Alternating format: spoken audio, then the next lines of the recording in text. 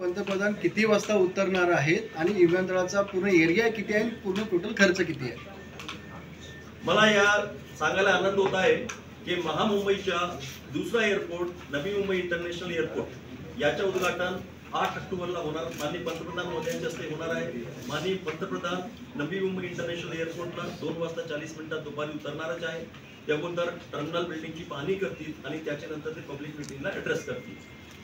हा एअरपोर्ट 1160 हेक्टरवर जमीनवर असून या ठिकाणी 4 टर्मिनल असणारच आहे आणि सध्याची परिस्थितीमध्ये एक टर्मिनल याची कॅपॅसिटी 20 मिलियन पॅसेंजर म्हणजे 2 कोटी प्रवाशांची क्षमता आहे. त्याचं उद्घाटन आणि त्याच्यासोबत cargo terminal 0.8 million metric ton याचे या ठिकाणी उद्घाटन करणारच आहे. टोटल जर याची कॅपॅसिटी बघितली तर 90 मिलियन पॅसेंजर पर्यंत म्हणजे 9 कोटी प्रवाशांची क्षमता आहे आणि 3.25 मिलियन मेट्रिक टनच्या. या ठिकाणी आमच्याकडे 2 रनवे आहेत. त्यापैकी साऊथ रनवे त्याचं काम कंप्लीट झालेलंच आहे. आपण ज्याला जर आजच्या अस्तित्वात असलेल्या छत्रपती शिवाजी इंटरनॅशनल एअरपोर्टचा कंपॅरिझन केला त्याची कॅपॅसिटी 50 ते 55 MPP आहे आणि याच्या कंप्लीट सगळी 24 फेज झाल्याच्या नंतर जेवढं दुप्पटच्या दरम्यान कॅपॅसिटी होणारच आहे. तर भविष्यात हे दोघी एअरपोर्ट मिळून महामुंबईसाठी आणि जगामध्ये एक महामुंबई एक बिग ग्लोबल एव्हिएशन हब असणारच आहे. सर या पहिलं विमान कधी उडेल? आता 8 ऑक्टोबरला उद्घाटन झाल्याच्या नंतरच हे टर्मिनल बिल्डिंग CISF ला हँडओव्हर केली जाणार. त्यांच्या सिक्युरिटी स्वीपसाठी त्यांचे प्रोसिजर असतो, त्यांना थोडा वेळ लागतो, 40-45 दिवस लागणार. त्याच्यानंतर डिसेंबर महिन्यामध्ये बोथ डोमेस्टिक आणि इंटरनॅशनल दोघी फ्लाईट या नवी मुंबई इंटरनॅशनल एअरपोर्ट वरून सुरू होणार आहे. सर या एअरपोर्टची कनेक्टिव्हिटी कशी असणार आहे आणि जगामध्ये या एअरपोर्टची क्षमता किंवा जर कंपॅरिझन केलं तर कितवा नंबर लागेल?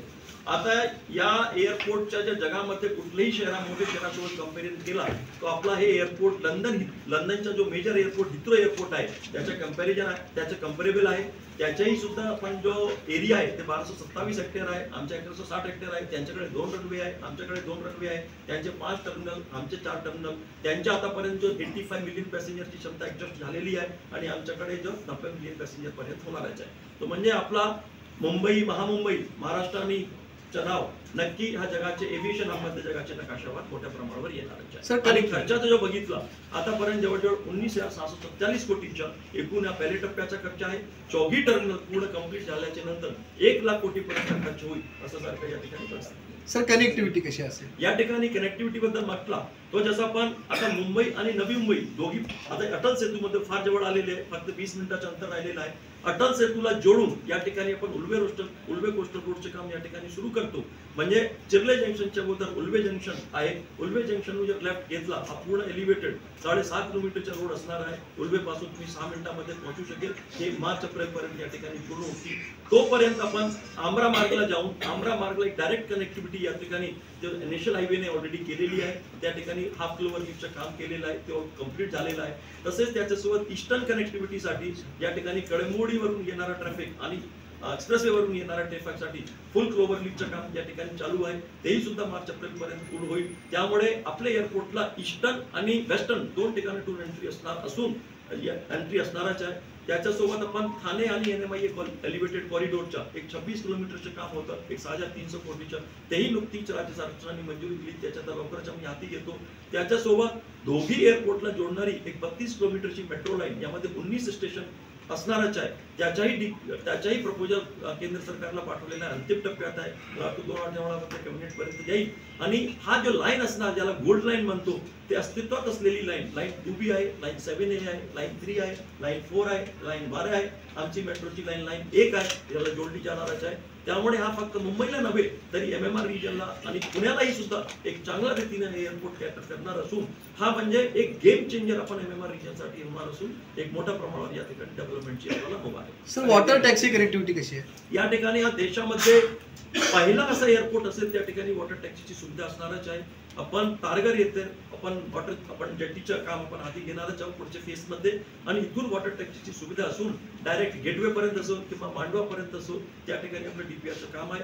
पुढील टर्मिनल होण्याच्या अगोदर आपण वॉटर टॅक्सीची सुविधा सुरू करू असं सारखं आम्ही या ठिकाणी तयारी दिली. त्याच्यासोबत आपण जसं गेटवे पर्यंत जाणार रेडिओ क्लब जवळ तिथे चेक इनची सुद्धा सुविधा असणारच आहे. म्हणजे तिकडे आपण लगेच चेक इन करू शकेल. इव्हन आपल्याकडे या ठिकाणी असणारे मेट्रो स्टेशन आहे त्या ठिकाणी सुद्धा लगेच चेक इनची सुविधा असणार. सर इंटरनल कनेक्टिव्हिटी कशी असेल? एअरपोर्ट मधली हा एअरपोर्ट मध्ये जसं आपण या एअरपोर्टचे 3-4 जो वैशिष्ट्य आहे that is a unique for us की म्हणजे या ठिकाणी एपीएम आहे, ऑटोमेटेड पीपल मूव्हर्स, म्हणजे 24 टर्मिनल एकमेकांनी कनेक्ट होणारच आहे.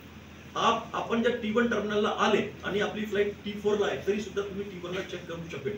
म्हणजे आजची परिस्थितीमध्ये अस्तित्वात असलेली जर आपला फ्लाईट T1 ने असेल तर T1 ला जावा लागतो आणि चुकीने जर आपण T2 ला गेलो तरी आपल्याला उतरून परत आपली टॅक्सी गाडी किंवा शटल घेऊन आपला परत T1 ला यावं लागतो. त्यामध्ये असं नाहीये. T1 लाही जरी आपण उतरले आणि T4 ला चेक केलं, T4 ला जरी फ्लाईट असेल तरी एपीएम च्या माध्यमातून, एपीएम म्हणजे छोटी ट्रेन सारखी असतात, ड्रायव्हरलेस असतात, ते भूमिगत असणारच आहे. म्हणजे रनवेच्या खाली पूर्ण एअरपोर्टचे एअर साईडच्या खाली ते असणारच आहे. ते ऑटोमॅटिकली दर 2-4 मिनिटांमध्ये फिरत राहणारच आहे. त्याच्या माध्यमातून एक टर्मिनलचे दुसऱ्या टर्मिनलला जाणार आहे. फक्त ते एअर साईडला कव्हर करणार नाही, ते इव्हन लँड साईडला सुद्धा यामध्ये कव्हर करणारच आहे. याच्यासोबत आपला अनदर यूएसपी या ठिकाणी आहे, सस्टेनेबल एव्हिएशन फ्यूल.